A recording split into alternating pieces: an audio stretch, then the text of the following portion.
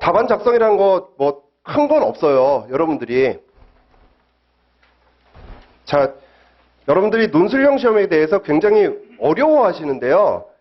논술형 시험이라는 것은 기본적으로 딱 요거 하나부터 생각을 해볼게요. 여러분들 객관식을 채점할 때 어떻게 채점을 하시나요?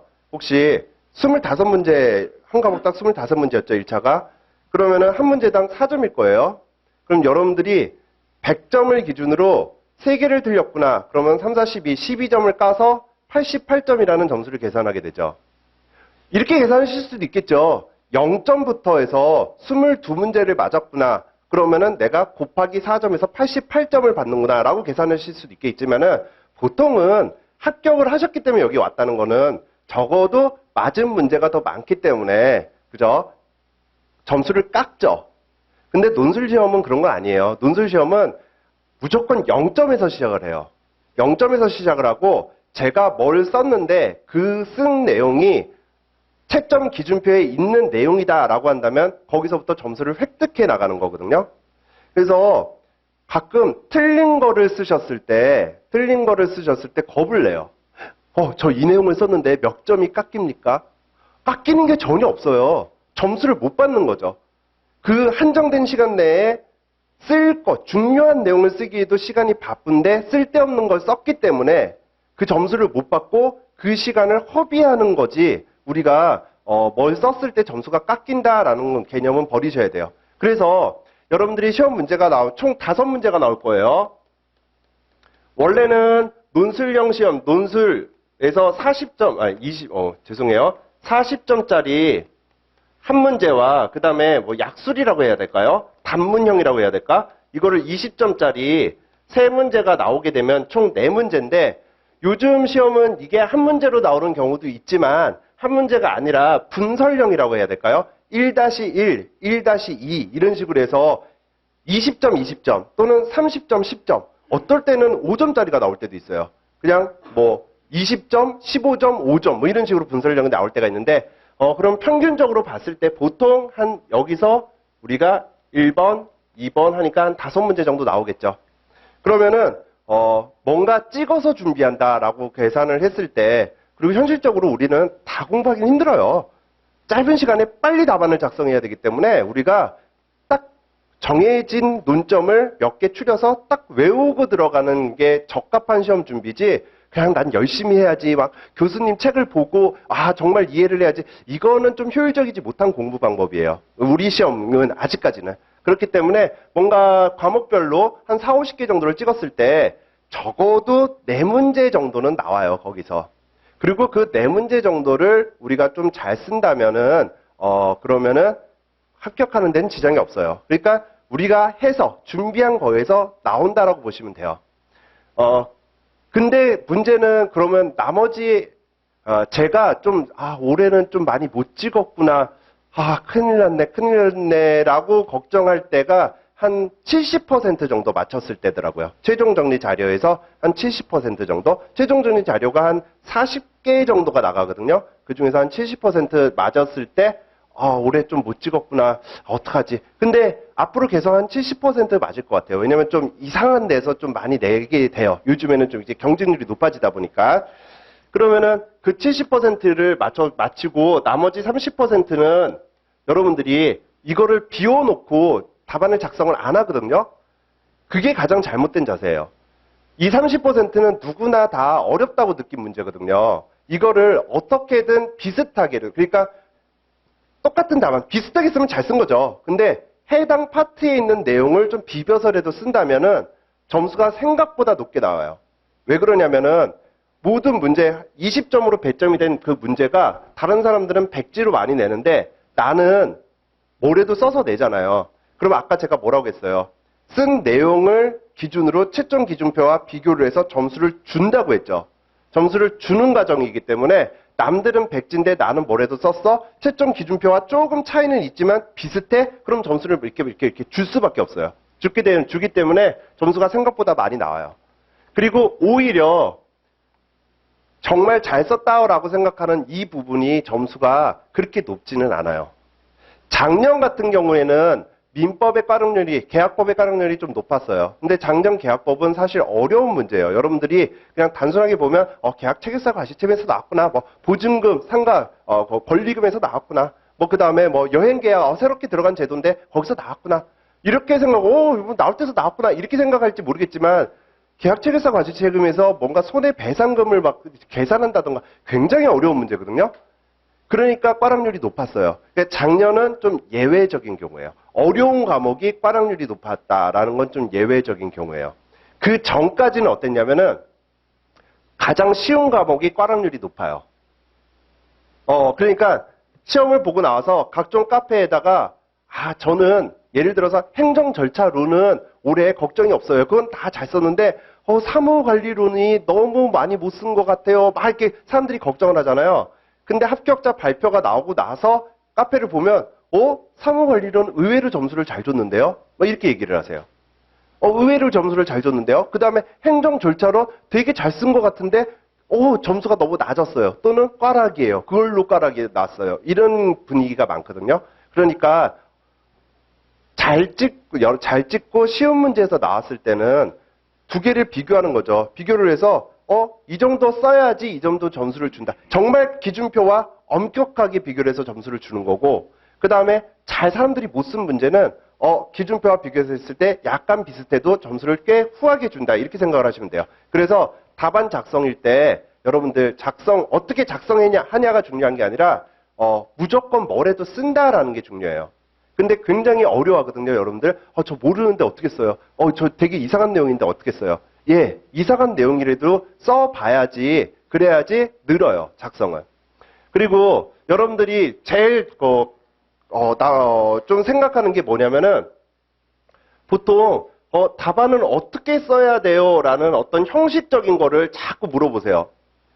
근데 이 형식이요, 어떻게 쓰셔도 점수는 나와요. 내가 답안을 이렇게 썼을 때 점수가 50점 나왔는데 똑같은 내용을 되게 안 예쁘게 썼다고 해서 20점 나오고 10점 나오고 그러지 않아요. 점수 차이는 1, 2점 정도는 날 거예요. 1, 2점 정도는 나는데, 근데 그 1, 2점이 겁내서 답안 작성에 대한 막 두려움으로 작성을 안 해본다? 그런 거는 잘못된 자세예요. 형식은 정말 중요하지 않아요. 내용이 중요한 거죠, 내용이. 그래서 내용을 어느 정도 다 외우고 나서 이 내용에 대해서 썼는데 형식이 예쁘지 않았다? 한 1, 2점 정도 차이예요. 물론 여러분들은 저는 첨삭을 하면서 이거 예쁘지 않으니까 이렇게 쓰세요, 저렇게 쓰세요라고 말씀을 드리죠. 왜냐하면 그 1, 2점도 챙기려고. 그리고 사실 우리가 딱 커트라인에 걸리는 분들이 커트라인에서 1, 2점 이상, 1, 2점 이하, 뭐 1, 2점보다 좀 안 되는 사람, 1, 2점보다 좀 더 되는 분들, 그런 분들이 제일 많아요. 많기 때문에 그 1, 2점이 당락을 좌우하는 거라서 저는 이렇게 쓰세요, 저렇게 쓰세요라는 거를 강조하는데, 근데 지금 단계에서는 여러분들이 어떻게 답안을 써야지, 이 답안은 이렇게 쓰면 잘못된 건가? 이런 거는 전혀 걱정하지 마시고요. 일단은 외워가지고 자기가 쓰다 보면 몇 번을 써보잖아요. 그러면은 자기가 봤을 때 예쁜 답안지 있죠. 그러면 그게 정답이에요. 강사가 나눠주는 형식, 그거보다는 봤을 때 너무 이상하지 않으면 돼요. 그러면 정답이 되는 거죠. 그래서 우리 너무 형식에다가 어울리게 하지 마세요. 형식에 얽매이지 마시고요. 그 다음에 가장 많이 묻는 질문이 뭐냐면 몇 페이지를 써야 돼요? 라는 거예요. 근데 글씨가 큰 사람들은요, 크고 한 줄 한 줄 이렇게 많이 좀 띄어서 쓰는 습관을 들인 사람들은 페이지가 막 14페이지, 15페이지 되고요. 그 다음에 글씨가 좀 작아서 촘촘하게 쓰시는 분들은 페이지가 대여섯 페이지도 끝나요. 그죠? 그럼 몇 페이지 쓰셨어요? 합격자분들이 가끔 나와가지고서 우리는 저는 10몇 페이지를 썼습니다. 뭐 한 문제당 3페이지를 썼습니다. 정말 중요하지 않아요. 그 사람이 어떤 형식으로 썼는지를 모르잖아요. 그죠?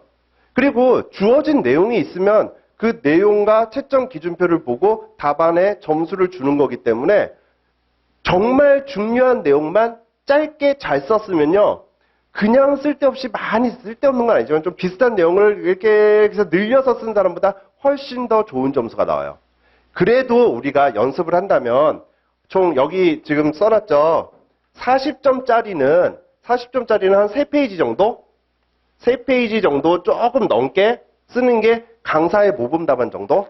그 다음에 약술 문제는 1페이지 반 정도? 1페이지를 좀 넘게 쓰는 정도? 이렇게 쓰시면 될 거예요. 그래서 약술형, 여러분들이 쓸 때에는 약술형 3개면은 한 4페이지 정도 나올 테고요. 4페이지 조금 넘거나 한 4페이지 정도 나올 테고, 요거는 2페이지 좀 넘으니까, 그러니까 총 한 7페이지 정도 쓰면, 나 잘 썼구나. 물론, 한 줄에 한 글씨 수가, 글씨가 한 30개 정도는, 30자 정도는 들어간다는 기준을 하에, 그 다음에 각 목차별로 너무 많이 띄우지 않는다는 가정하에, 그렇게 해서 한 7페이지 정도 쓰면은 정말 잘 쓴 거고요. 시험장에서 아마 8페이지 정도 쓰는 데는 무리가 없을 거예요. 왜냐하면 여러분들이 작성을 해보세요. 답안지에 한 페이지를 작성하는데 한 5분 정도는 충분히 쓰실 수 있어요. 근데 가끔 이렇게 저한테 와서 말씀을 하세요. 책 보고 썼는데 5분이 넘던데요? 예, 책 보고 쓰니까 5분이 넘는 거예요. 외워서 쓰는 게 훨씬 빨라요. 여러분들. 내가 알고 있는 내용을 빨리 쓰는 게 훨씬 빨라요. 그렇기 때문에 책 보고 저는 그대로 베꼈는데 5분이 넘더라고요. 한 5분 정도 나올걸요, 아마? 5분이 넘더라고요. 예, 책 보고 쓰기 때문에 그래요. 자, 그래서 뭐 페이지는 그 정도 쓰시면 될 것 같고요. 그 다음에 또 많이 묻는 게 글씨요, 글씨. 글씨 전혀 상관없으세요. 글씨가 잘 쓰시면은 조금 도움이 되는 거지, 글씨를 너무 못 쓴다고 해서 여러분들 전혀 상관없어요. 그런데 진짜 제가 봤을 때 이렇게 해석이 안 되는 분들 있죠. 왜 글씨가 상관이 없냐면 이런 거예요. 채점 기준표에 이런 내용이 있는데 우리가 답안지에 이 정도를 썼다라는 거를 보고 점수를 주잖아요. 그러면 이 내용을 찾기 때문에 글씨가 너무 못 써도 그런 내용이, 이런 내용이구나라는 게 이렇게 체크가 되죠. 그래서 글씨를 너무 정말 도저히 알아볼 수 없게 쓰는 경우가 있으세요. 그런 분들도 계시거든요. 그런 분들은 조금 고칠 필요가 있어요. 조금 고칠 필요가 있고, 그 다음에 글씨가 너무 작은 분들. 그러면은, 읽을 때 좀 피로감을 주기 때문에, 점수가 조금 안 나올 수도 있겠다 싶은 생각은 들어요. 근데 글씨를 못 쓰는 거 걱정하지 마세요. 저는 글씨 잘 쓰나요? 저는 글씨, 칠판 글씨 굉장히 성의껏 쓰는데, 잘 썼나요? 자, 하여튼, 저도 글씨 되게 못 쓰거든요. 그런데 뭐 점수는 잘 나오더라고요. 그죠? 자, 그 다음에 답안 작성일 때 자, 이런 얘기를 해요. 우리가 1번, 2번, 3번, 4번이죠, 지금. 그죠? 그러면은 1번, 2번, 3번, 4번을 순서대로 작성하실 필요 절대 없어요. 내가 쓰고 싶은 문제대로 먼저 쓰시면 돼요.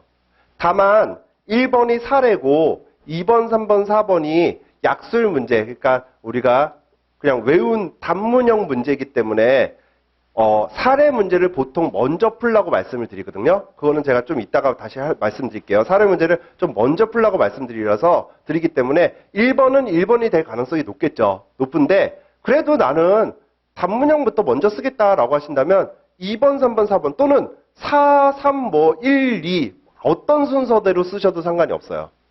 다만 쓰실 때 그래서 답안지에 뭐라고 써져 있냐면은 이렇게 돼 있어요. 문제와 제목과 번호와 그다음에 문제 쓰고 답안 작성하라고 이렇게 돼 있을 거예요. 이거를 보시고 문제를 진짜 다 쓰시더라고요. 문제를 어떻게 문제 되게 길어요, 사례형은. 그걸 어떻게 다 써요? 그러실 필요 절대 없고요. 사례형 같은 경우는 우리가 주된 논점이 뭔지가 캐치가 아직 안 된 상태잖아요. 그죠? 그러니까 사례형 같은 경우는 문제 1 이렇게 쓰시고요. 문제 번호는 꼭 쓰셔야 돼요. 문제 1 뭐 이런 식으로 해서 이런 식으로 표시를 하고 그 밑에 문제에 나오는 한 두 단어만, 그러니까 갑은 뭐 합격의 법학원에서 뭐 답안 작성 무료 특강을 이준희 행정사한테 들었다 뭐 이런 말이 있으면 갑은 합격의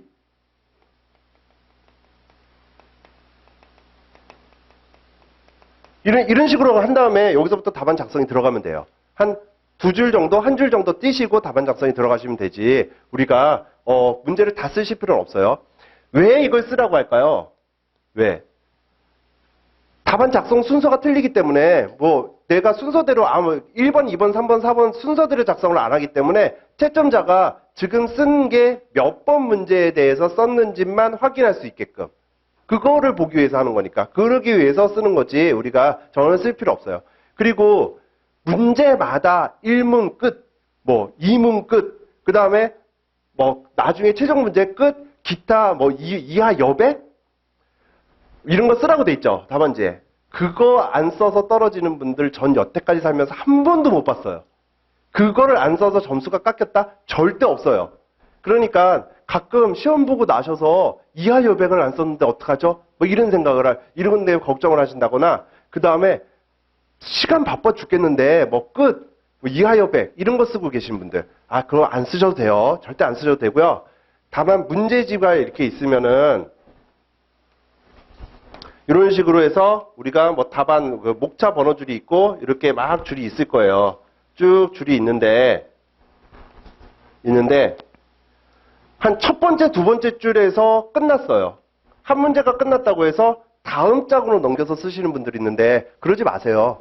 문제는 이어서 쓰게 돼 있어요. 그러니까 다음 장으로서 넘겨서 쓰면은 이거 이만큼 비워져 있고 뭐 끝, 이하 여백 이런 거 없다고 보통 이하 여백을 많이 안 쓰니까 없다고 해서 여기서 끝났나 보다라고 생각할 수도 있잖아요. 그렇지도 않겠지만 그럴 수도 있잖아요. 그죠? 그렇기 때문에 넘기지 마시고 그 다음 줄을 쓰시는데 밑에서 여기서 끝났다. 한 요쯤에서 끝났다. 그럼 여기다가 문제 1 쓰고 그 다음 장에다 내용 들어가긴 좀 애매하죠. 그럴 때는 다음 장으로 넘기는 거죠. 넘겨서 쓰시는 거고 너무 앞에서 끝났으면 그냥 이어서 여기서 1문이 끝났으면 2문 여기서 문제 2 이렇게 쓰시고 문제 쓰고 한 두 줄 떼서 이렇게 쓰시면 돼요. 자, 그래서 요 정도 하시면 되고 2페이지 넘기시면은 지금 그래서 뭐 문제 문 1 이렇게 돼 있죠. 간단하게 앞줄만 1번은 사례형이니까 간단하게 앞줄만 쓰시라는 얘기고 그 다음에 사례형인데 뭐 서 이렇게 들어가진 않겠죠. 논술형으로 작성한 거라서 이렇게 되는데 목차 여기가 목차 표시줄이라서 여러분들 가끔 또 이렇게 부르는 분들도 있어요. 목차는 순서를 번호 넘버링을 어떤 넘버를 사용해야지 좋습니까? 묻는데 본인이 편한 거 쓰시면 돼요. 본인이 편한 거. 근데 한 가지로 통일을 하세요. 여러분들이 작성을 할 때 저 같은 경우는 이렇게 논술형은 요런 그 다음에 이렇게 1번 그 다음에 여기서 한 줄 띄고 두 번 여기서는 한 줄 띄고요. 뭐 이런 식으로 그 다음에 또 한 줄 띄고 왜 이렇게 많이 떨면 부러지죠? 그 다음에 1, 뭐 2 뭐 이런 식으로 저는 쓰거든요. 여러분들이 쓰는 형식을 맞추시면 돼요. 그 다음에 1번에 이제 하부 번호로는 제가 양가로 1번, 반가로 1번 뭐 이런 식으로 저는 써요. 저는 그렇게 습관이 들어서 이렇게 쓰는데 사무관리론에서 만들어진 공문서 작성 넘버링은 아니에요. 그죠? 그래도 상관은 없어요. 근데 여러분들이 한 가지를 통일을 하세요. 그 다음에 그냥 20점짜리 문제는 좀 이런 걸 잘 안 쓰고 그냥 1, 2, 3 이렇게 써요. 1. 그 다음에 양가로 1, 그 다음에 반가로 1, 뭐 이런 식으로 써요. 2, 양가로 1, 반가로 1, 뭐 양가로 기억, 반가로 니은 기억, 뭐 이런 식으로 저는 쓰긴 하죠. 한 가지로 여러분들이 통일을 해가지고선 쓰시면 돼요. 그 다음에 이제 2번부터는 약술형, 그러니까 단문형 문제가 나오니까 그거는 문제 자체의 번호, 주제가 딱 드러나잖아요. 그죠? 그렇기 때문에 문제 2번부터는 뭐 질서 위반 행위상 뭐 과태료가 어떻게 나왔다라고 하면 그냥 과태료, 이런 식으로만 문제 제목을 쓰고 밑에 써 나가면 되겠죠.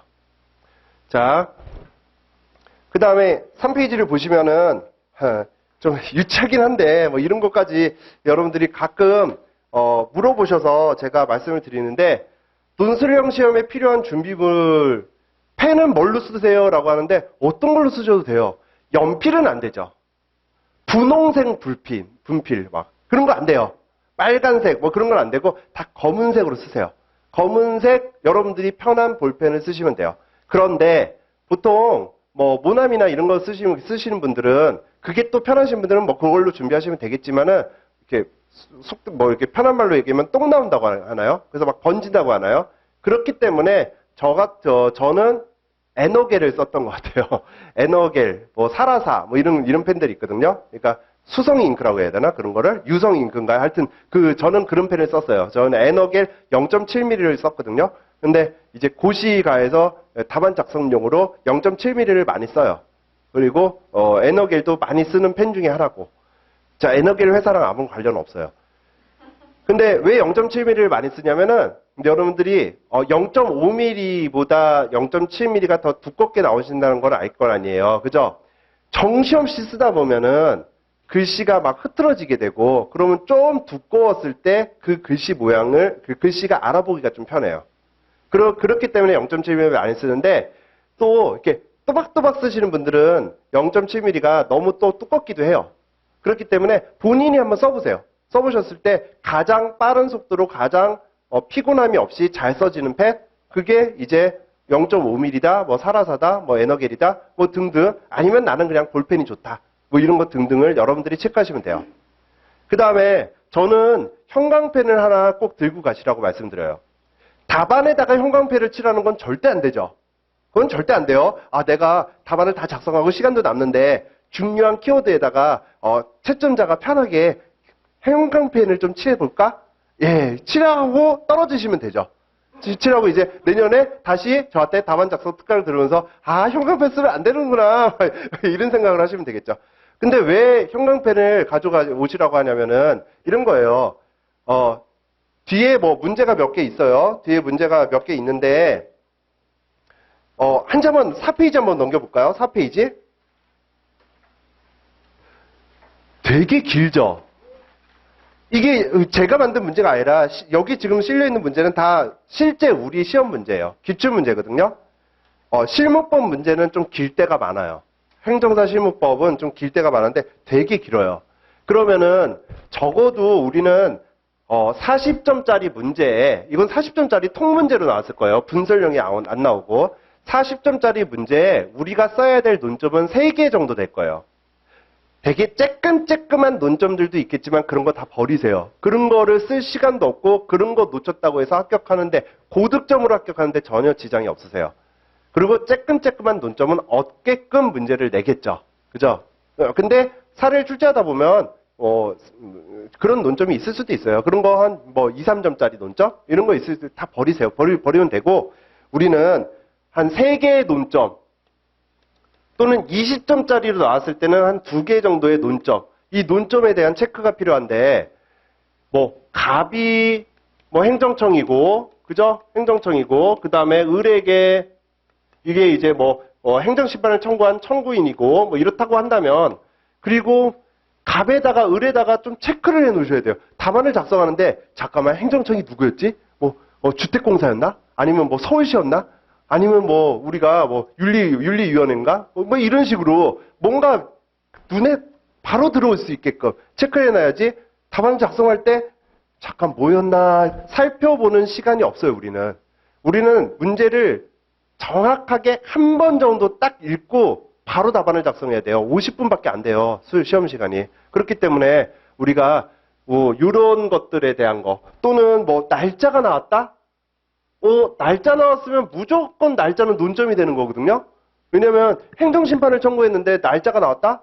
처분 또는 행정심판 청구한 날 다 무조건 1차로 붙으셨을까 아실 거 아니에요. 90일, 180일 무조건 검토를 해보셔야 돼요. 그럼 날짜 같은 게 잠깐 몇 월 며칠이었지? 다시 한번 살펴본다?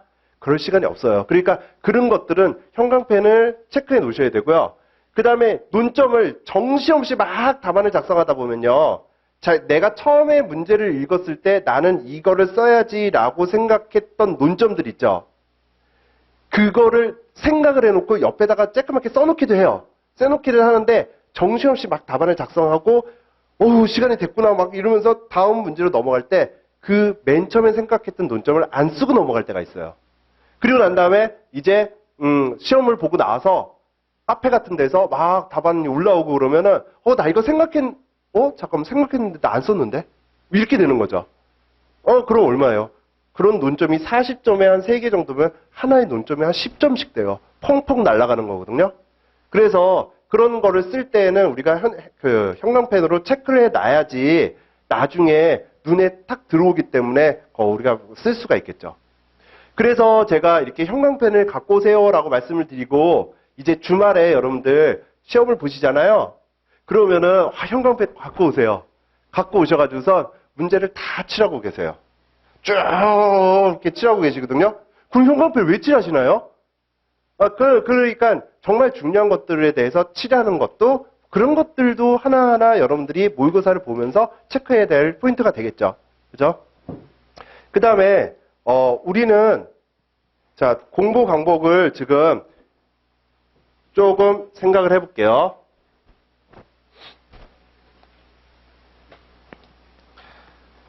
(1교시에) 어저께 뭐 이런 거 정진세 행정사가 했다고 할 거라고 얘기는 하더라고요. 100분인데 이때 계약법하고 그 다음에 행정 절차론을 시험을 봐요.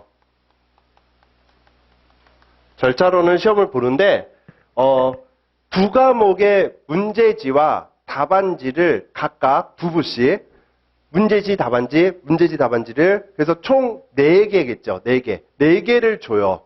주면은 답안지 앞에 색깔이 틀릴 거예요, 아마. 색깔이 틀려서 계약법 답안지, 그 다음에 행정 절차론 답안지가 있으니까 그걸 갖고 우리가 이렇게 각각 작성을 하면 돼요. 근데 50분 시험 보는 것보다 두 과목을 합쳐서 100분의 시험 보는 게 훨씬 힘들어요. 훨씬 힘들고 답안 작성의 시간이 훨씬 모자라요. 그렇기 때문에 연습을 좀 해보자는 거예요, 우리는. 그 다음에 2교시 때는 또 역시 100분을 주거든요. 100분을 주는데 이때도 마찬가지예요. 우리가 사무관리론과 물론 외국어 번역 행정사는 여기서 50분 주고 사무관리론 보고 아마 나올 거예요. 나오는데 이제 회사, 그러니까 기술행정사와 이제 회사로 바뀐다고 하더라고요. 개정안에. 하여튼 기술행정사와 일반 행정사는 별도의 우리가 실무법이 있죠. 그래서 일반으로 한다면 뭐 행정사 실무법 법을 보게 되죠. 이것도 100분이에요. 자, 보면은 사례형이 중요시 되는 게 계약법은 아마 5문제 중에서 한 문제를 제외하고 작년과 재작년 기준으로 한 문제를 제외하고 4문제가 다 사례형이 나왔어요. 사례형이 나와요.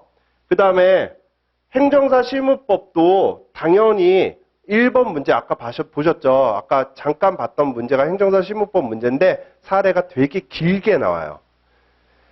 행정 절차로는 사례가 1번은 사례가 나오지만 그거는 뭐 그냥 사례를 빙자한 그냥 우리가 암기한 걸 그대로 쓰는 문제예요. 그 다음에 사무관리로는 아직까지는 사례형이 한 번도 나온 적이 없어요.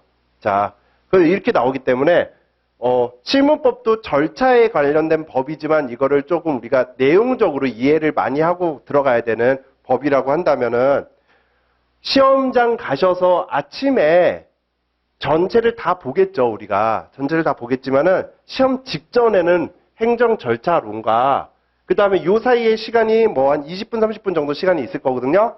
근데 아마 화장실 갔다 오시고 뭐 준비하시고 책 집어넣으세요 뭐 이런 거 하면은 한 7분, 8분 정도의 시간이 있을 거예요, 아마. 그 여유로울 때는 행정 절차론과 사무관리론을 빨리 보셔야 돼요. 왜냐면은 순수한 암기 과목이거든요. 그러니까 이거는 외우고 잊어버리고 하는 과목이기 때문에 빨리 보실. 그래서 전체적인 거 딱 보면은 또 기억이 나요. 잠깐 동안.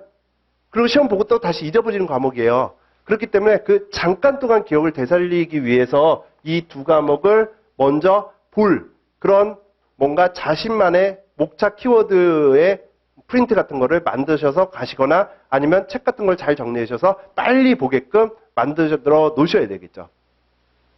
자, 그러면 시험장에 이제 가잖아요. 가면은 물론 상황에 따라서 좀 틀려지겠지만 여러 상황이 있기 때문에 항상 제가 그럴 거예요 라고 말씀을 못 드리겠지만 이제 시험 감독관이 들어와요. 뭐 2명이 들어오겠죠. 2명이 들어와서 답안지와 답안지를 먼저 나눠주고 그 다음에 시험지를 나눠줄 거예요. 그죠? 보통 시험지는 또 그 2개 같이 나눠주기도 하고요. 종이 울리기 전에 먼저 나눠줘요. 나눠주고 그 다음에 파본 여부를 보세요. 뭐 그러니까 시험 뭐 문제지가 잘못됐는지 보세요. 뭐 이렇게 될 거예요. 근데 2차는 5문제밖에 안 되기 때문에 한 장이에요. 그냥 1차 같은 경우는 여러 장 되잖아요. 근데 1차는 한 장이에요. 한 장인데 제가 지금 사무관리론하고 절차론 같은 경우 순수 암기 과목이라고 했잖아요. 그러면은 답안지가, 자, 요거를 기준으로 볼게요. 요거를 기준으로 보면 사무관리론 답안지와 실무법 답안지가 두 개가 있을 거예요. 그리고 문제를 확인하세요 라고 하면 문제를 딱 보겠죠. 보고 덮어놓으세요라고 하겠죠. 근데 보는 동안 사무관리론 문제는 문제가 짤막짤막해요. 뭐에 대해서 쓰세요? 뭐에 대해서 쓰세요? 뭐에 대해서 쓰세요? 이러니까 잠깐 봐도 한눈에 보여요, 문제가. 그리고 우리가 바로 외웠던 거 잊어버리기, 휘발성이 강한 그런 내용을 실무법 답안지를 보면 첫 장은 우리가 연습이 있어요. 답안지에 한두 장은 연습장이 있어요. 연습장이 있고 그 다음에 넘어가서 답안 작성 이 부분이 있거든요. 이 연습장 부분에 키워드를 막 써놓는 거예요. 내가 해당 문제, 그 쉬는 시간에 잠깐 봤던 거, 키워드를 막 써놓는 거죠. 그래야지 우리가 안 잊어먹죠. 어디다 쓰냐면은 사무관리론의 키워드라고 하더라도 그거를 실무법에다가 써놓는 거죠. 실무법 연습장에. 왜요? 사무관리론 답안 작성할 때 앞에 거를 자꾸 보면서 쓸 수는 없잖아요. 그러니까 실무법 답안지에다 써놓으면은 그거 펴놓고 그냥 우리가 막 쓰면 되잖아요. 그러면 되겠죠. 그리고 답안 작성 시험이 시작되면은 여러분들을 뭘 쓰냐면은 먼저 실무법을 먼저 봐야죠. 왜냐하면 이게 사례가 있잖아요. 시험 시간이 100분인데 시험 시간이 뭐 30분 남았습니다. 20분 남았습니다. 이럴 때 사례 문제가 안 읽혀요. 그러니까 시험 시간이 끝으로 갈수록 우리가 그냥 본능적으로 답안을 작성하는 거지 사례를 보면서 이게 논점이 뭐고 이걸 어떻게 해결해야지라는 이성적인 판단은 잘 안 들어요. 그렇기 때문에 사례형을 먼저 작성을 해야 돼요. 당연히 1교시에서는 계약법을 먼저 작성하고 여기다가 키워드를 쓰는 거는 절차론이 되겠죠. 그죠? 그러면은 실무법을 막 작성을 하고 난 다음에 적어도 55분? 사례형이 있는 게 좀 시간을 많이 써야 되거든요. 그래서 55분, 그 다음에 45분 동안 이제 사무관리론을 작성해야 되는데 여기서 작성하느라고 진이 빠지고 나면 사무관리론 내용이 갑자기 생각이 안 나거든요. 그래서 갑자기 생각이 안 나면은 당황하게 돼요. 그렇기 때문에 키워드를 써놓으라는 얘기예요. 그래서 잊어버리기 쉬운 과목이기 때문에 빨리 써놓는 것도 중요하고요. 그 다음에 작성은 시험 시작된 후 50분 정도 지나서 시험을 볼 과목이기 때문에 우리가 진이 빠지고 나서 시험을 보기 때문에 키워드를 써놔야지 그 키워드 하에서 맞아 이 내용 쓰는 거지 저 내용 쓰는 거지 하에서 시험 시간이 촉박하더라도 본능적으로 막 쓰게 되는 거거든요. 그래서 이렇게 우리가 답안을 작성하시는 거를 지금도 연습을 하셔야 돼요. 자.